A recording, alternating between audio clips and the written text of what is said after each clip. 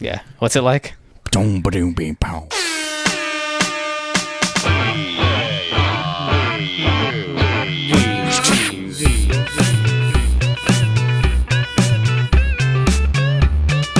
Hello and welcome to this week's episode of Earbuddies. I am Ian Meyer, joined, per usual, by the purveyor of jugs himself, Scott El Guchador Kraus. What's up, Scott?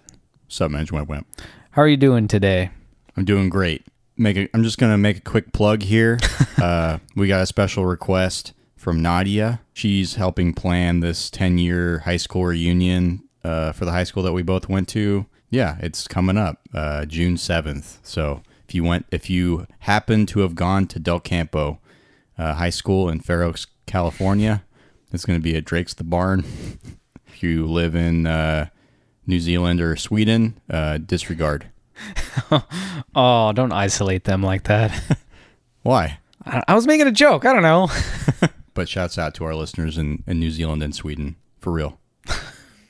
Okay. No, but for real, though, sup, guys? So this episode's brought to you by the Del Campo High School Reunion. 10 years. Class of 09. Class of 09. Drake's the Barn. Bring your party hat. Yeah, and I just found out that it is on the day of a concert that I really want to go to. Mm-hmm. A band I like is playing in San Francisco on the 6th, and then they're playing in Reno on the 7th. And so I'm like, okay, do I want to go to San Francisco, pay all the tolls and fees and shit and parking, and then be able to make it to the reunion, or do I want to go to the concert and just skip the reunion and not have to pay tolls or fees and shit? I think I know where you lie, but I'm like 50-50 right now. Oh, I didn't really have any desire to go to the reunion. I don't know why. I think it just hasn't been long enough. Yeah, I don't know. Well, I'll let you think about it. I'm not your mom. We'll see what happens. But speaking of, I don't know. I feel like the band that we're covering today is a very youthful. At least they started out as like high school kids. Then we all. That was a really sloppy segue. That's where we all start. So what are we talking about today? Today we're here to talk about the latest release from the band American Football, just titled LP3, because they don't name their albums, huh? Just 1, 2, 3? Well, I mean, they only had one album for several years. LP1, but it was just American Football to everybody. Yeah. Came out in 99. Sounds about right. Hold on. Fact check it, bitch. Yeah, 1999, and then they didn't release LP2 until 2016. So it was this band has reunited, and now they're pumping them out, as you will. Were they pretty recognized for that first album back in 99? Yes. So was it regarded pretty highly? Very highly regarded, actually. Yeah, it's one of the highest regarded emo albums, something in the emo genre. The main vocalist, Mike Kinsella, is part of, I would consider emo, like an emo bloodline that's like royalty. The Kinsellas. There's Mike and Tim and Nate. And forgive me if I'm forgetting another Kinsella, but there's you could draw like a map of all the emo bands, like influential emo bands that, it all started with Cap and Jazz, like Cap and Crunch, Cap and Jazz. I made you listen to some of this stuff, but this band, Cap and Jazz, was a very influential emo band, and it kind of split off into a couple directions. Like, there's a lot of projects between these three brothers. It's good to know. So even that aside, so the LP1 American Football was very different than their other output. Yeah, because it's strange. They just put out an album that people really liked and then just stopped for almost over 10 years. Yeah, but it's neat. They went on and just did like quote regular stuff, right? Had families and yeah. I think they did LP1 when they were pretty young. I don't know how young, but so LP1 was kind of one of those albums that it's a cult classic. So it's got a very iconic cover. It's got the big Americ, and then underneath it's got the "and football." Yeah. And then that green house with the one window. It's like it has kind of become a meme. Actually, it's so popular and so well. It's like a legendary emo album, and I think the reason for that is it has this energy about it that's very like youthful suburban heartbreak and just like simple problems and also it was different than other emo albums. This album had kind of like a post-rock thing going on. Interesting. Which they have expanded on, actually. They released LP2 2016. I bought that on tape, and I don't know where my tape is, but very forgettable album for me. Really? I don't remember anything about it. I played it a lot, and then I'm just like, the more I played it, the more I was like disappointed by it. It was a big deal when it came out. I was pretty hyped because I was really into LP1 when it dropped. I own LP1 on vinyl, and I'm a fan of that album. But yeah, the announcing that they were coming back, it didn't feel genuine. It's one of those reunions where it's like, I don't know. But LP3 is what we're reviewing today, and I think that they've made some big strides. So I'm gonna go ahead and say this. I didn't know. I knew the band's name. I didn't know anything about them going into this, which I guess is a common theme for some of the things that we review. That's fine. Yeah. I went back and listened to some of their discography, the other two albums, we'll say. I think that this album is way ahead of the other ones. Yeah. I think this one kind of takes a steamy dump on the other two. I've seen people make that comment. Like, a lot of people are saying, wow, I like LP3 more than LP1, which is something that I completely understand. It's a very different album. It's a much more mature album, and it's layered. There's a lot more subtlety to it. I think LP1, as I'm getting older, I think it's a little overrated, to be perfectly honest. I do love two songs off that album, and then I'll just kind of skip around. Never Meant and Honestly are my two favorites that I'll play every once in a while. But gotcha. I kind of outgrew that album. This is kind of, I think LP3 is like, okay, we're all adults now, and it's a logical step for them as adult men. But before we get too deep into this, I feel like I feel like bringing snacks every time now. So yes, a new snack review with Scott. So I went to this island market. It's Samoan, Fiji, Indian. I don't know. I found these. They're UFOs, burger flavored snacks. Oh God. What kind of snack are they? Like a chip? Are they like a combo type thing? Are they? We'll find out. I have a feeling that they're like those things you get from like Mexican markets that are like wheat crisps. Wheat crisps. Gordos. I don't know what they're called. But anyway, it says UFOs, unusually flavored objects. So well, let's check out these objects. He's opening up now. We'll see. It's a cool bag. Actually, let me see where it's made. Oh yeah, it's made in Fiji. Made in Fiji, huh? Yeah. The bag, it's intense. It's chrome. There's flames coming off of an object. Oh. The flames are all red and yellow, shiny. It looks chromy. like old, like 80s style. Let me grab a couple.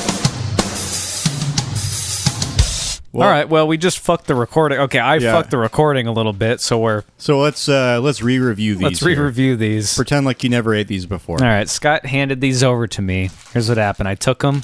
Do I have to spill 2 on the ground again? Yes. All right.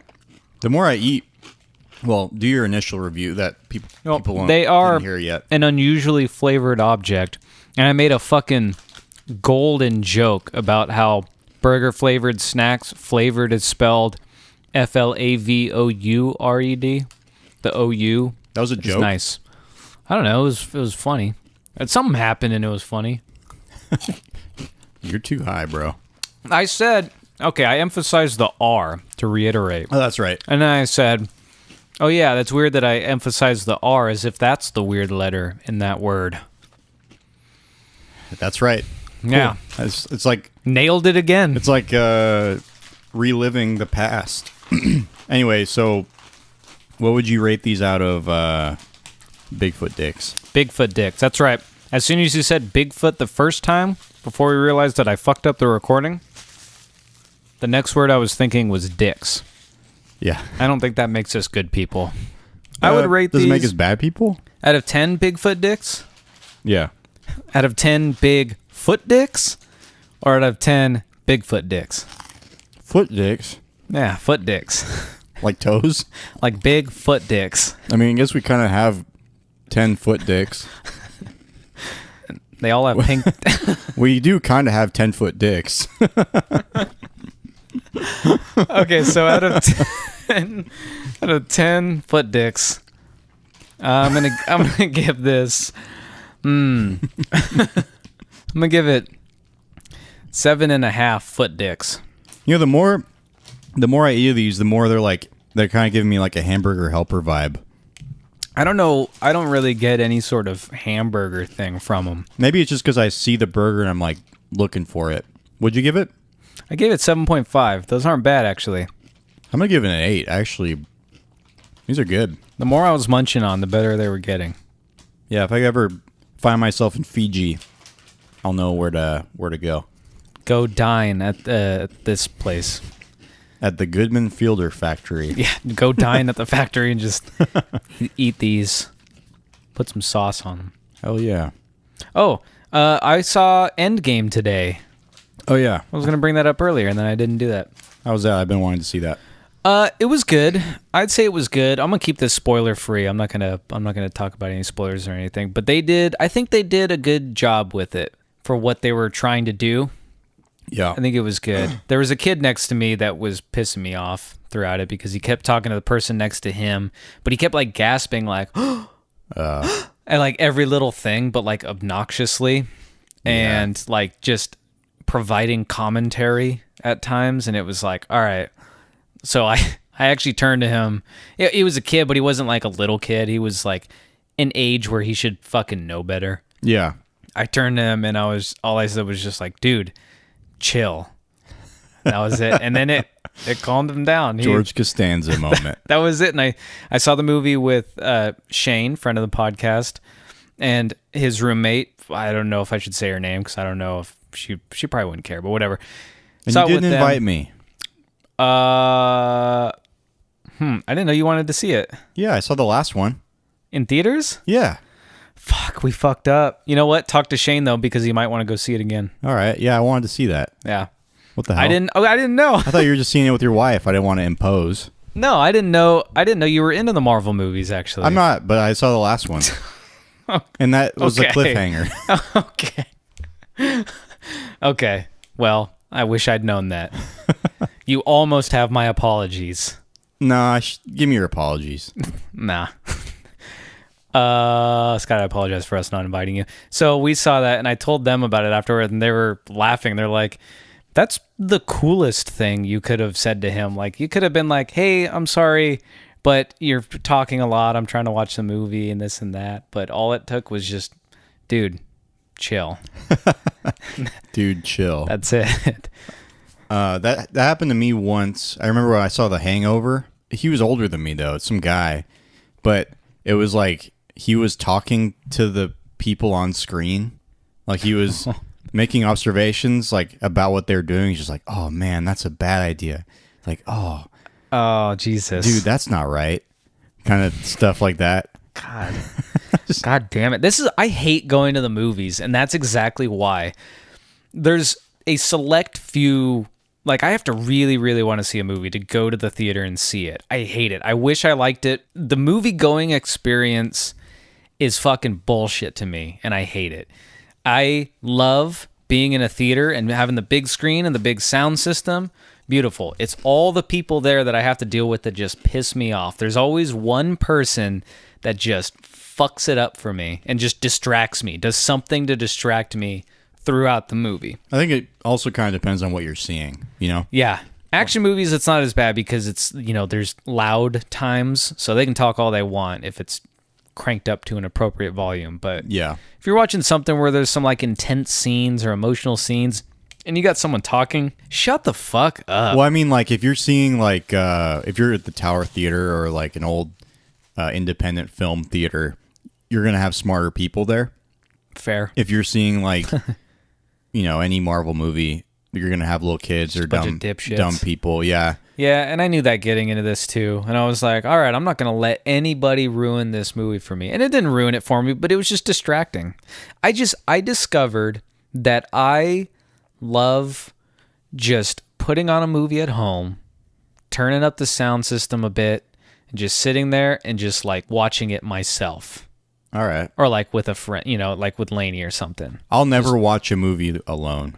Really? Yeah. I love watching movies alone. I would watch a movie alone in a theater before, I think, by myself, because I just distract myself too easily. It depends on the movie too, because I will do that also. But it's like, even then, if it's a movie that I really have been wanting to see, and I'm at home and I'm like, yes, I'm gonna watch this, I can immerse myself. Even if I have to get up to go to the bathroom or something, I'm pausing it on my own time, doing everything on my own terms. But I try to like finish it so I can stay invested. Okay. Speaking of which, I watched The Predator. Have you seen The Predator? The new one? Yeah, it came out last year, I think. No, that looked bad though. It's really, really bad. Don't they have a dog predator? There's, yes, 2 dog predators. Nice. Yeah, it's fucking stupid. It's entertaining, but it's like, it's a comedy more than it's, the other Predator movies are like supposed to be like intense. Yeah. It's got like what's his name? Keegan-Michael Key. Keegan. Yeah. He's really good in it. And like Thomas Jane is in it. He's really good. So the main actor is trash. Olivia Munn is in it. She's really good actually. And like some of the actors aren't bad. It's just a bad movie. It's not good. It's like there's too many little funny things. And a bunch of the people that die, everyone who dies. Oh, spoilers. Okay, spoilers. People die. Spoilers, people die. I won't say who. But the people that do die, I would say like 90% of them die in really fucking stupid ways. Yeah. Just dumb. Like, come on. Are you kidding me? Okay. I'm never going to see it. That movie fine. looked like really bad. I don't think anybody's going to get bent out of shape over spoilers for The Predator. I like the Predator movies. I was just kidding. That's not a spoiler. I think people assume that people are going to die. Yeah. But I mean, it's worth watching just for like an entertainment factor, but don't expect to be invested really. Yeah. Anyway, yeah. So I saw a couple movies. Okay. Cool news. Back to the album. So yeah, let's dive. Well, we kind of already started talking about LP3, but let's formally get into it. LP3 from the Champaign Urbana Quartet. Used to be a trio of American football. It used to be a trio. Yeah, it was Mike Kinsella, Steve Lamos, and Lamos. Lamos, I don't know, and it wasn't Steve Holmes. I'm looking at the wrong list here. Sorry. 1 second. It started as Mike Kinsella, Steve Lamos, and Steve Holmes, and then they added Nate Kinsella. Gotcha. Who's a brother. One of the brothers. And they all started in Cap and Jazz. I think they all took turns in that band, which great band. You listened to a little bit of that, right? A bit. Yeah. Yeah. Maybe not your thing, but no. Yeah. Not my thing. Do you want me to go first? Go for it. I'm curious. I was not that impressed With the album overall. Yeah. I can see that these guys are talented. They've got some chops, but I learned through listening to this that I don't like this type of music, actually. It's kind of mathy, it's kind of emo, kind of indie, and I don't like that combination. I don't like math rock in particular. I wouldn't call this math rock. It's not heavy math rock, but it's got some elements of it. Maybe not particular on this album, but it was even like listed. I think it's more I think this album's more post rock. It's crazy, like the way it starts. So it starts Silhouette. This intro. This was one of my standouts, actually. This intro is like a Tortoise song. You familiar with Tortoise? No. Okay. I liked this one. This was a long-ass fucking song. Okay, there's 8 songs on this album. The album's 47 minutes. The 8 songs are pretty long. Yeah, which is fine. Like, that's fine. It's more post-rock, I would think, than math rock. Mm-hmm. I would say these guys have more mathy elements than, like, our math rock. You know what I mean?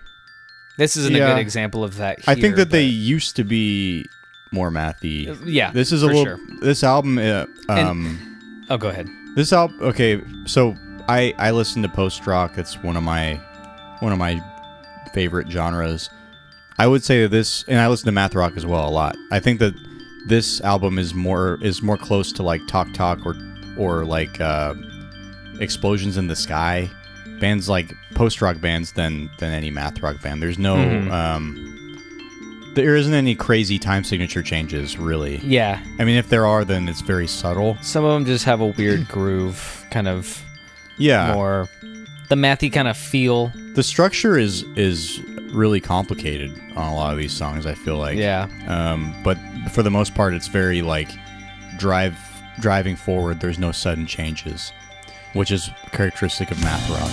Yeah, and you know what? And driving forward, no sudden changes is kind of one of the problems I have with this band as a whole, I feel like. Yeah. Listening through their catalog a bit, and even on this album, it just doesn't really seem to... I hate saying it doesn't go anywhere, but it truly doesn't go anywhere. I keep thinking to myself, like, there's nothing really in this type of music that I'm finding that excites me. Like, I don't know how I would take any of these songs and describe it to someone and be like, yeah, you know that song, it's the one that goes like this, and imitate it, you know? But you're roping them in with the type of music. What type of music, like, what, do you have any other bands you're thinking of when you think of that? Honestly, everything you put in that playlist.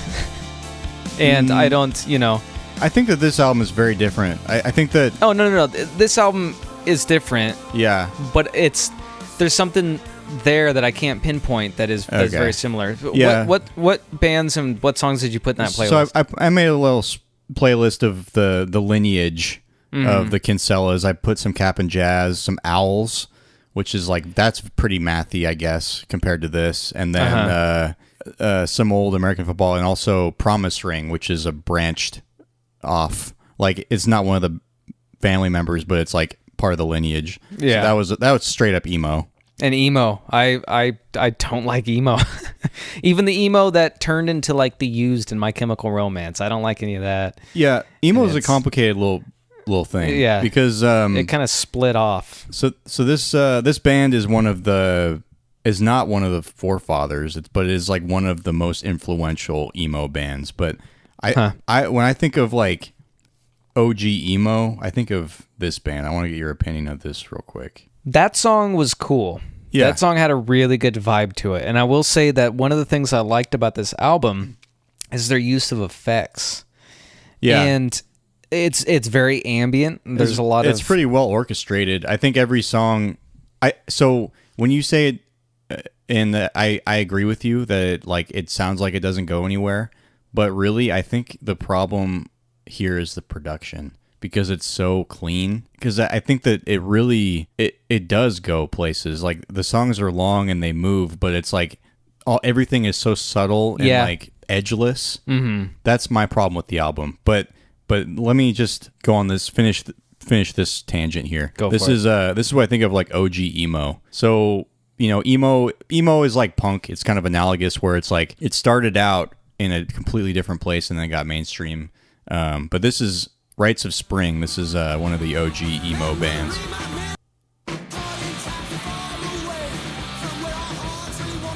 I don't like it already. Yeah. So it's like punk, basically. Yeah. But like with emotional lyrics. So this is kind of where the emo branched off of punk, and then it became this like Taking Back Sunday, whatever. But American football had a part in doing that, kind of making it more emotional. Yeah. So this album, I think it was cool because they brought in a lot of guest vocalists. Yeah. Which I did appreciate. Let me run down the track listing real quick. We got Silhouettes, Every Wave to Ever Rise featuring Elizabeth Powell, Uncomfortably Numb featuring Hayley Williams, Air Apparent, Doom in Full Bloom, I Can't Feel You featuring Rachel Goswell, Mind to Miss, and Life Support. So you mentioned off air that you don't know who any of the people are on this album. That is correct. That's not correct because you've heard of Paramore. Fuck. Yes. That's Hayley Williams. Really? Yeah. Okay. So to me, that's very odd. That's an odd pairing. I would have never expected her to collaborate with them. But I agree. I think that Uncomfortably Numb was one of the highlights for me. It wasn't on I don't think it was on my list, but I liked her part in it, actually. Yeah, what'd you think about this song? It was okay. Yeah. And that's kind of my opinion of the album as a whole. It doesn't hurt to listen to it, but I think that I literally liked it less and less the more I listened to it. And I found that I think I like everything besides the vocals. Yeah, so the vocalist I think he's always been a little bit weak, to be honest. But it's like one of those DIY guys, you know, and he's polished his vocals to the furthest point that they can get, but I think he's always been kind of a weak vocalist. I mean, I don't think he's a bad vocalist so much as I don't like this vocal style. The way I don't know what it is exactly. I don't like this vocal style and like this type of music, I guess, you know what I mean? Yeah. It didn't seem diversive enough nothing grabbed me. Okay. I think that my opinion of this song, it kind of borders on cheesy. It's like the feeling of it, it's like so clean. It like, and then this like call and response thing here, but I liked it. I don't know. It's like it borders, but it never crosses that line for me because I think that the lyrics are pretty good, and it doesn't feel fake. It doesn't feel saccharine. It feels good. So I think there's a lot more here than there is on their past two albums. Okay. There's a lot more to enjoy. Yeah, I think I don't know. Yeah, for newcomers, this might be a good place to start. Which I am. Yeah. Yeah, I think that my main criticism, I don't know if we are quite on the same page with this album, but I think that my main criticism is similar to yours because I think that every song kind of has the same tone. With their first album, they had songs, maybe it was because it was a little bit more simplistic in structure and instrumentation, but for this one, it felt like everything was very clean and like well arranged, but they all kind of felt the same in tone and like deliverance, and it all kind of took itself a little too seriously, I think, for me. I don't know. I thought it was really good. I think like, don't get me wrong, because I'm a fan of this band. I think that this was like easily better than their last album. Yeah. And I did think it was good, and I understand when people say it's better than LP1, which I still think is the best. But you know, it just, I wish there was like a song that was like, whoa, this song is crazy, or this song is great. You know, it's like every song kind of feels like it's treading the same water. You know what I mean? Yeah. And I'm glad you had me go first because I knew that I was going to come in this with kind of a negative opinion, and so we can end on a high note. But I don't know, man. It just nothing about it excites me at all, and that goes for this album and any of the other albums of theirs. So I think we're just kind of repeating ourselves. Do you have any standouts? Silhouettes was one of my standouts, and I think Life Support, the last track, actually. Oh, really? Okay. Yeah, I remember thinking this one wasn't too bad. I listened to this album maybe half a dozen times. Yeah. And I couldn't tell you which song sounds like which song. Yeah. Sounds like what. I think my problem is the production with that, because I really think that there's well, maybe not the production, but like the arrangement. Everything is so edgelessly layered. Like there's so many things that happen in each song, but it's like, what? You know, it's just like, You can kind of just ignore all of it. Yeah, and that was kind of my problem. And it's like, I don't need these abrupt changes necessarily, but give me something that's noticeable. Like here with the plucking of the guitar, like this sounds nice, but if you do it on every fucking song, it gets boring to me. Skip ahead real quick. Well, yeah, that reverb American is so football. clean. That reverb is so nice. I thought this was a good closer. I think that it kind of ends abruptly, though. As for like a closer, I don't think it worked that well. It just kind of, it's like ding, that's it. You know. Mm-hmm. I didn't think this song was that great. I thought this album kind of ended on a whatever note for me. My two picks we haven't talked about yet. Heir Apparent. Mm-hmm. Do you remember this song? Let's find out. Yeah. Probably not. I thought that the beginning here reminded me of Talk Talk, one of my favorite Talk Talk songs, New Grass. I thought that the drums throughout this whole album, I think, were really good. The drums are fantastic. Yeah, I think that might be the best part of it. That's the highlight for me, too. It's just so driving and, like, very... I like the rhythm section. The bass sounds great, too. Yeah. A good tone. See, and this does sound... I will say this sounds different from their other stuff already. Yeah, I think that this is one of the standouts for me easily. And then there's this weird, like, pan flute that comes in or something. It's about to come in. Maybe not. I just don't like the vocals, man. Like, it reminds me of... Death Cab for Cutie. That's weird. Like to a me. really calm Death Cab for Cutie. I've never linked those two bands together. Yeah, there's one song in particular that I can't remember the name of. That's it. Really, just the vocals are what it's reminding me of. So this song does a thing at the end where there's like children singing or something.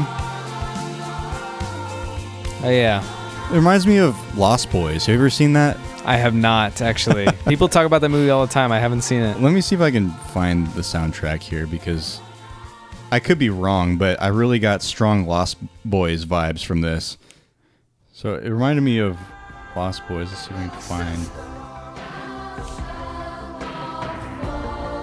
this part here. With the kids. So let's go back. I guess. Is that a stretch? I don't think it's that much of a stretch, but I think it's kind of just only because it's a bunch of kids. Yeah, but how often does that happen? I don't know. Anyway, I feel like every generation has a couple songs with a bunch of kids singing. So yeah, this is one of them for today's generation. This is like, yeah, this is the Lost Boys of our generation. Great movie. I love that movie. I think it's the best vampire movie of all time. Yeah. Easily. I thought it was like good because it was kind of like cheesy, like a cult classic. Yeah, it's cheesy, in a good way. Even better than Blade? You don't think that's the greatest? You know what? I haven't seen movie? Blade. I actually haven't seen a lot of the classic vampire movies. All three of them are on Amazon Prime right now. Okay. I haven't seen Blade. I haven't seen Interview with a Vampire. I have seen Nosferatu. Interview with a Vampire. Is that the one with Brad Pitt? Is that Brad Pitt? I thought it was Tom Hanks, but maybe you're right. That's not Tom Hanks. I don't think Tom Hanks has done a vampire movie. What's the one with Nick Cage? I don't know. Shit. It was Kiss of the Vampire? Sure. I think Kiss of the Vampire. I kind of want to watch that because of people might be familiar with the podcast. How Did This Get Made? They watch bad movies and discuss it. Okay. With Paul Scheer, Jason Mantzoukas, and June Diane Raphael. They did the Nick Cage one, whichever one that is, and listening to just the ridiculousness of that movie really makes me want to watch it, because apparently he runs down the street saying, "I'm a vampire," but it's like he can't say his R's or something, so he's saying, "I'm a vampire," but he's like screaming it out at the top of his lungs. And I found like a YouTube video or something that was just like a loop of that. Yeah. And it was just making me laugh so hard because it's just Nick Cage going hard. That sounds awesome. Anyway. Okay. So you're done with your picks, right? Yeah, I think those two were my picks. My other pick was I Can't Feel You, featuring Rachel Goswell. I think this was easily my favorite song on this album. I think this was the clear standout. It starts with these like weird tribal like home, home. But it's the vocalist here is the guest vocalist is Rachel Goswell from one of the most consistently awesome bands ever, Slowdive. Never heard of them. Yeah, I love Slowdive, and they just kind of picked up again. They had an album out last year that's very good. I bought it, very very good. But I think that the drums come in here is like so good when they come in. Let me see if I can find the moment. The drums are awesome. Like we already said that, but I'm saying it again. But in this song in particular, like it just comes in suddenly. It just sounds amazing. Yeah, it's gonna come in. Don't get mad at us, please. American football. They're gonna get mad at me. They're not gonna get mad at you. Yeah. Well, just for like playing the whole song. I even feel like I'm not phrasing the things that I'm trying to say properly. I fle like I'm being pretty unfair. It's not bad. It's just not. It's just kind of boring. This part. It's just. That. Let me do it again. Shit, do it again. It just comes in the middle there. It's like. Yeah. What's it like? Oh, fucking love it. Anyway, I think that, and there's also a really cool like key change at the end here, where this song kicks ass. It drops out here, boom. Yeah, Rachel Goswell, great.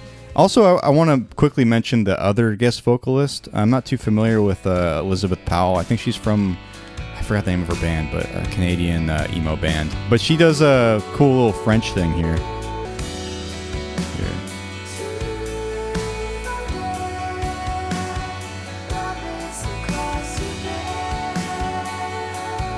I don't know. I like when people sing in French. It sounds nice. Yeah. We discussed that a little bit last episode. We did. I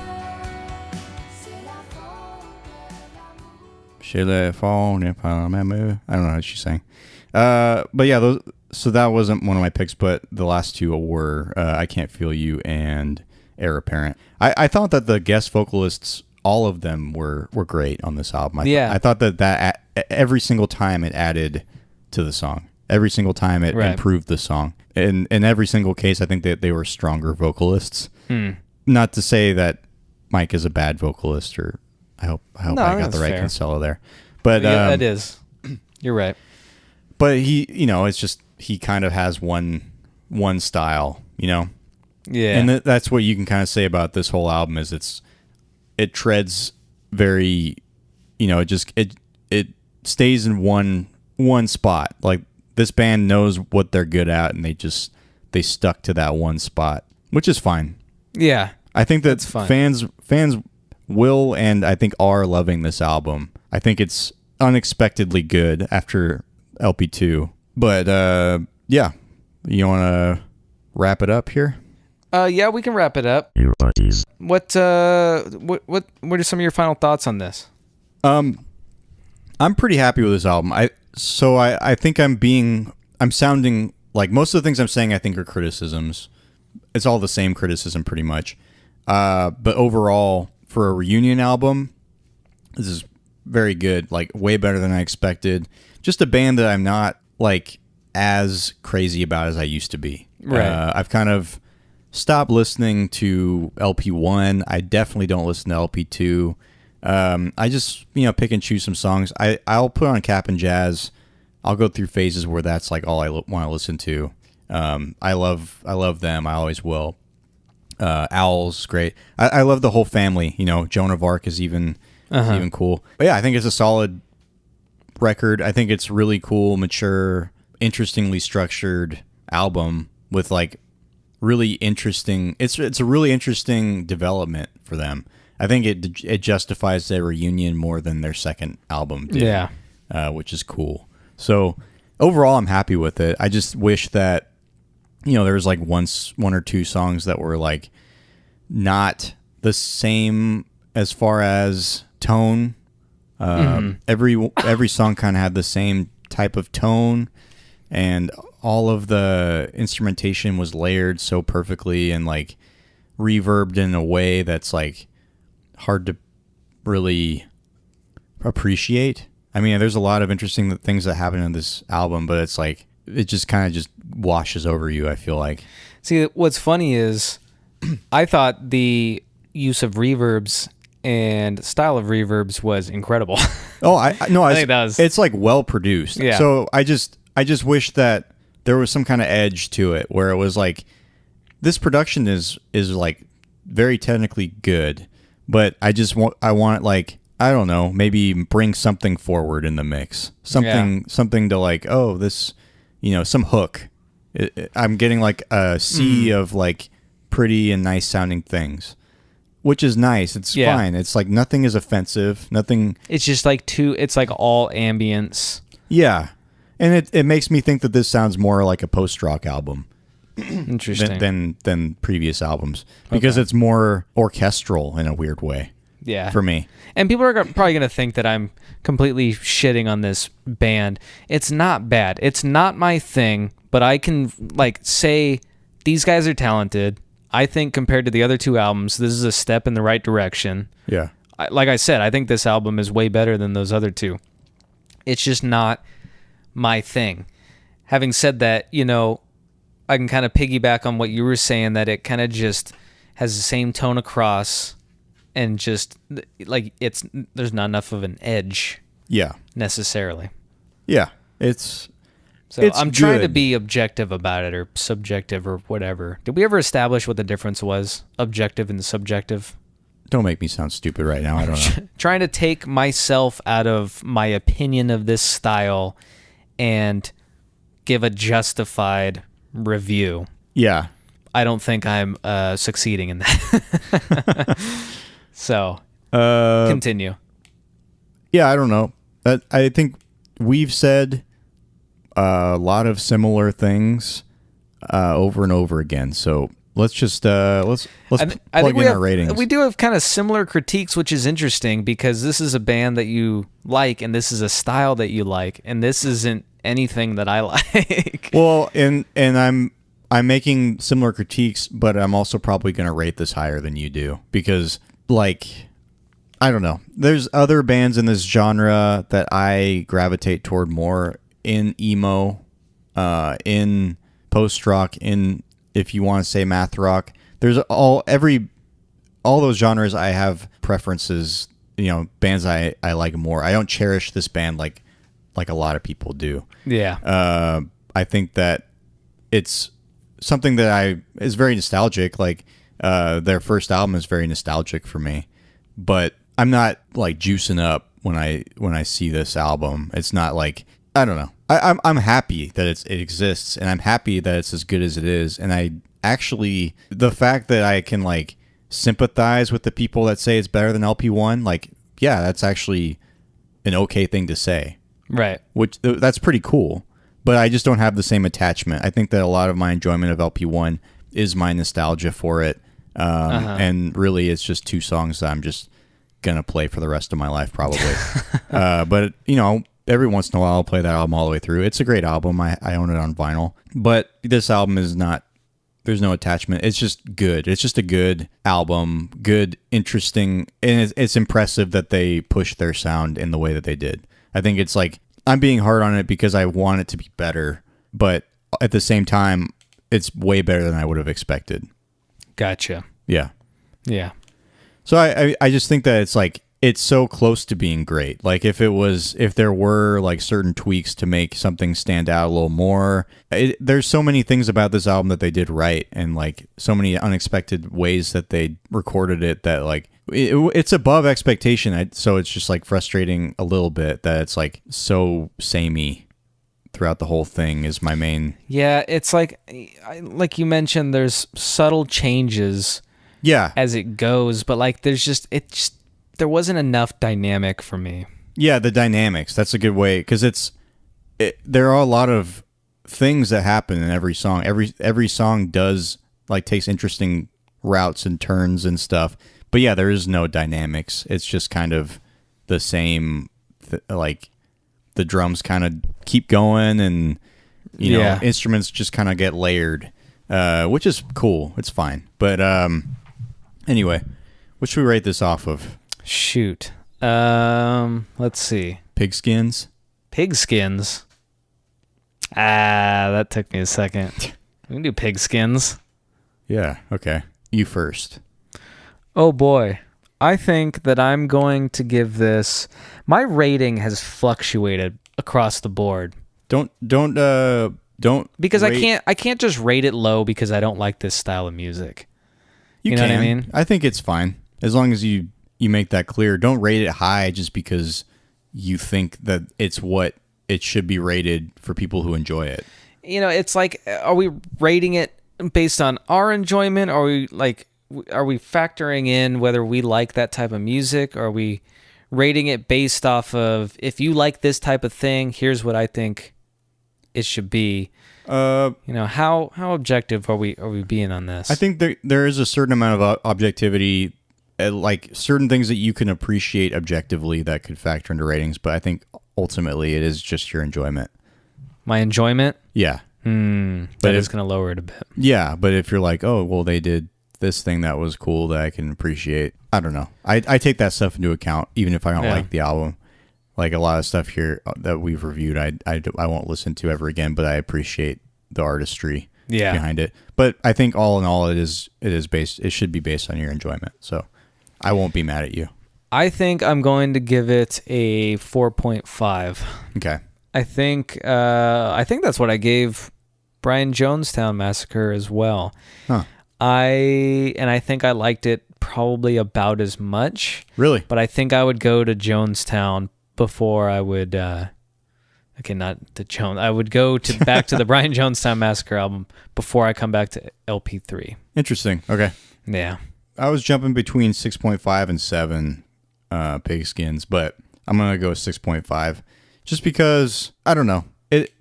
It's good. It's really good. I think it's like well executed and better than expected. It's an album that I wasn't necessarily like pumped about, but it's like I'm happy it's there. Yeah. And they exceeded my expectations, but whatever, they were very low. So 6.5. Yeah. Right on. Alrighty. I accept. It's been established. Scott, you want to get out of here? Yeah. If anybody, you know what? I need to issue a formal apology to Randy Newman for saying fuck you on one of the other episodes. Why? For the song Short People. I looked into it more. It's supposed to be from the perspective of like an idiot. Yeah, but just prejudice. He could have made that more obvious. I didn't know that. I've been listening to that song since I was in 8th grade. I didn't know that. Yeah, but like, I don't know. Now that I get it, it's like, oh, okay. Unless he really does hate short people, in which case, fuck you.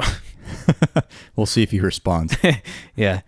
If anybody wants to respond to us, you can reach us at earbuddiespod@gmail.com and earbuddiespod on Twitter or Instagram. We have a Facebook now, but we've been struggling with the name. I've put an appeal to change the name to Earbuddies 3 times, and they seem to think it's an error. So Facebook's being weird. We are on Stitcher now, though, so tell your friends. If you want to find us on Facebook, it's Ian and Scott right now, and I can't change it, and it's some stupid automated thing that I can't talk to a real person. So anyway, well, that's fun. Very fun. All we'll right. be on YouTube soon, right? Yes, we will. We will be on YouTube soon. We are on Stitcher now. Yeah. So tell your friends. Tell your kids. Tell your wife. Tell your mother. Who is your daddy? What does he do? All right. And with that, this has been Earbuddies. Hasta la vista. This has been another installment of the Earbuddies podcast. Bye-bye now.